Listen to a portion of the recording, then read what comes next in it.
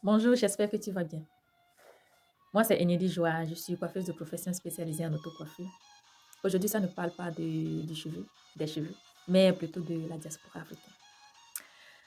Et de plus en plus, j'entends parler de l'Afrique. La diaspora africaine se plaint que l'aide qu'ils font, qu'ils envoient à l'Afrique, que ça ne suffit pas et que les Africains demandent plus. Moi, ma première question que je vais te poser ce matin, c'est que quand tu étais à l'Afrique, quand tu étais dans ton pays, tu voyais l'Occident comment? Quand tu étais là-bas, tu pensais quoi de l'Europe, par exemple? Tu pensais quoi de l'Amérique, par exemple? Tu pensais quoi de l'Asie? Tu pensais quoi? Tu pensais aussi comme les Africains qui vivent en Afrique, n'est-ce pas? Tu pensais aussi que la réalité est autre chose. Tu pensais que l'Europe était du miel. L'Europe ou l'Amérique ou le Canada, partout, hein, c'était du miel, n'est-ce pas? Et le peu que les gens t'envoyaient aussi, ou le peu que les gens envoyaient, tu trouvais ça trop peu, non? Aujourd'hui, c'est toi qui es dans le bain.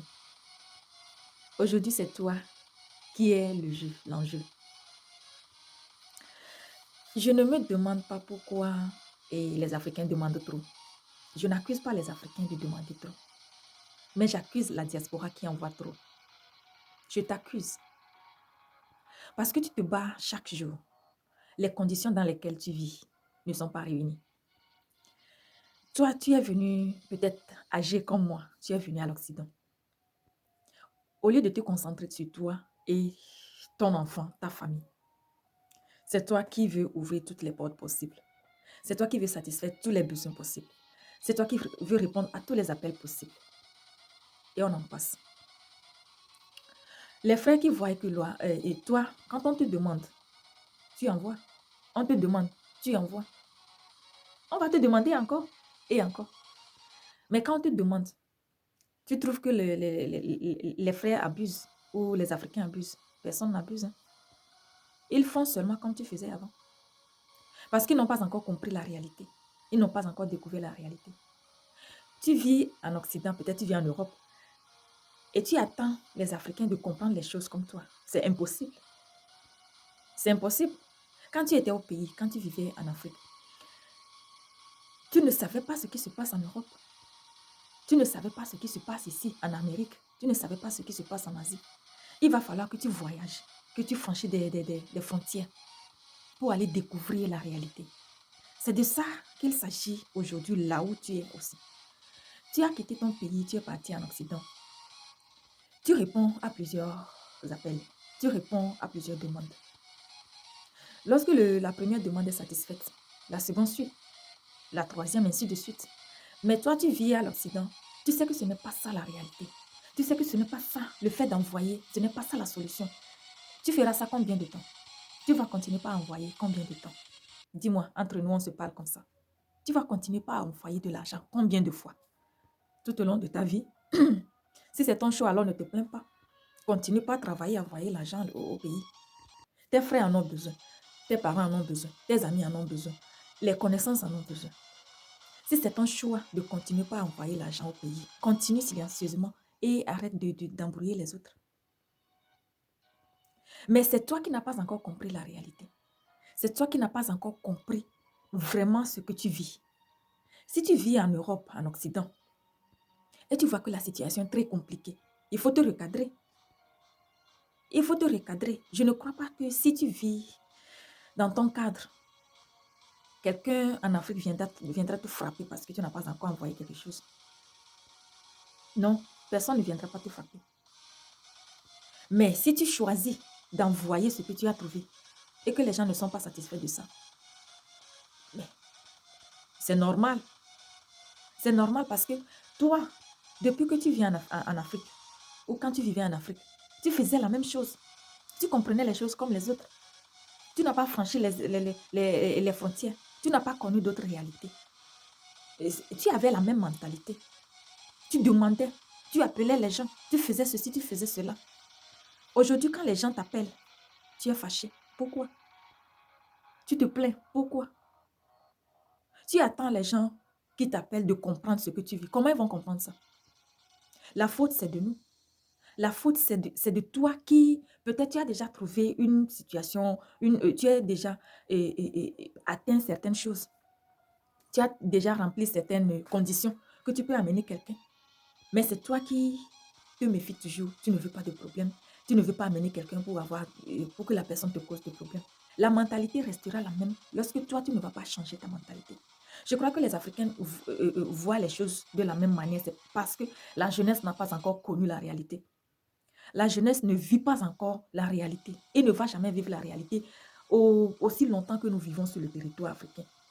Il faut laisser ton prochain, laisser ton frère, encourager tes frères à voyager, à aller découvrir la réalité, à aller connaître d'autres choses. Tu vivais dans le même pays, dans ton pays, tu vivais avec quelqu'un. Vous comprenez les choses de la même manière. Mais quand la personne va franchir même la frontière africaine pour aller découvrir autre pays que le tien, que là où vous vivez, je crois que la personne va découvrir d'autres réalités. Il va comprendre les choses autrement. Qu'en est-il de venir en Europe, de venir en Occident? Qu'en est-il de ça?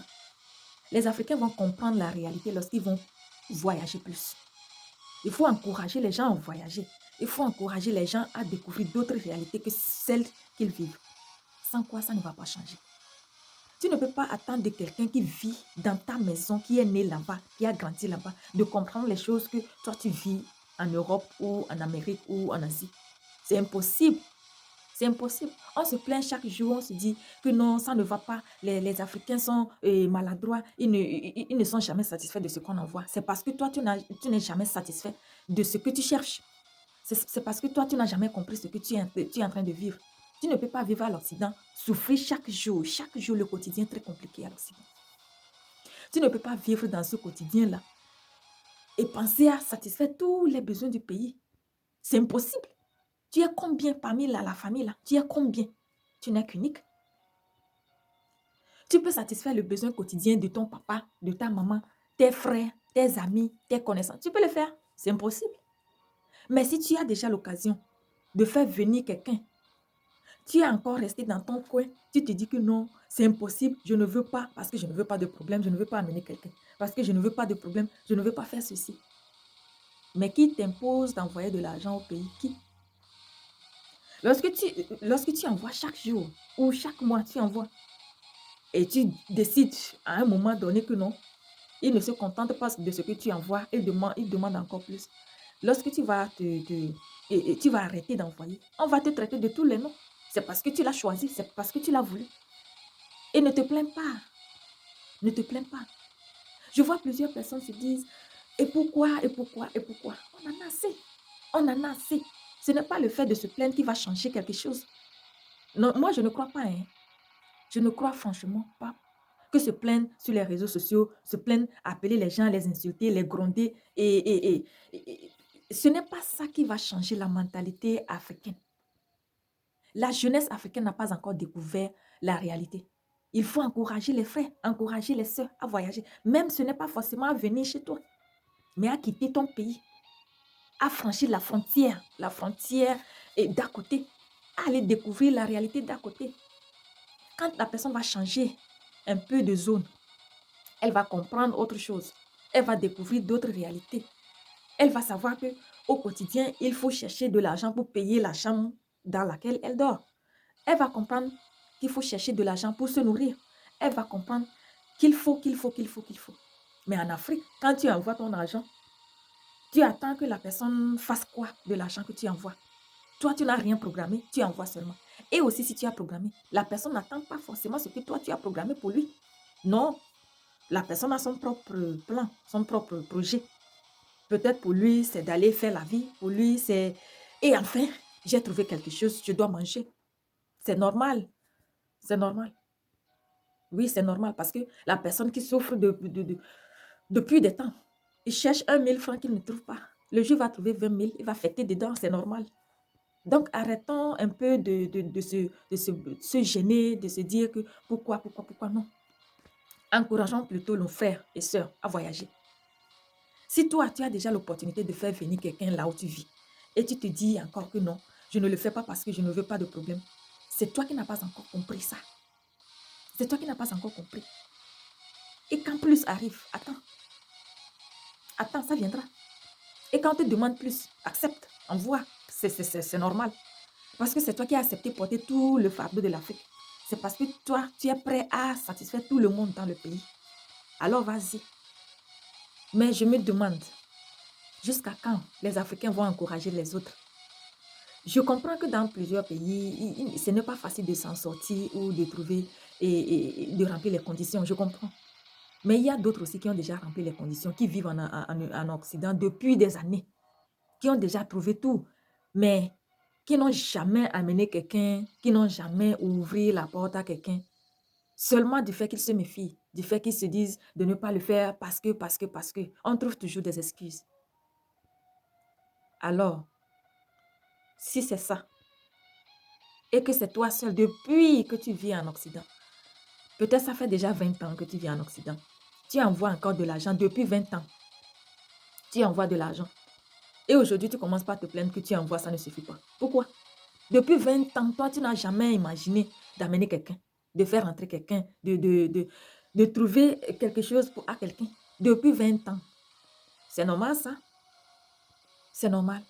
On ne s'encourage pas entre nous. On ne s'encourage pas. Depuis 20 ans, tu as déjà ouvert la frontière africaine à qui? C'est toi qui comprends. C'est toi qui dois chercher et les proposer. Je sais bien que ce n'est pas tout le monde qui va accepter ce que tu vas proposer. Mais il y a certaines qui vont accepter. Ils vont chercher parce que ce n'est pas toi seul qui veux changer. Plein veulent changer. Plein veulent connaître la réalité. Mais n'ont pas encore trouvé l'occasion. Alors, je pense que j'ai déjà beaucoup parlé. C'est le matin, je m'apprête pour partir. Mais c'est ça qui me... Voilà. Je pense que la mentalité africaine va changer quand nous allons changer, quand la diaspora va changer, quand la diaspora va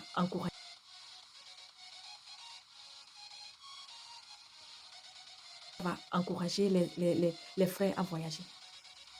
Parce que lorsqu'on ne voyage pas, on ne va pas découvrir la réalité. Et c'est ça. Que tu le veuilles ou pas, c'est ça. Alors, depuis ce jour-là, il faut commencer par penser à ça. Pense à ça. Laisse les problèmes. Les problèmes sont là avant ta naissance. Ils seront là après ton décès. Donc, prends les choses à deux mains. La responsabilité, là, il faut les comprendre et les assumer. Bonne journée à toi. Je pars au travail. À très bientôt. Bye bye.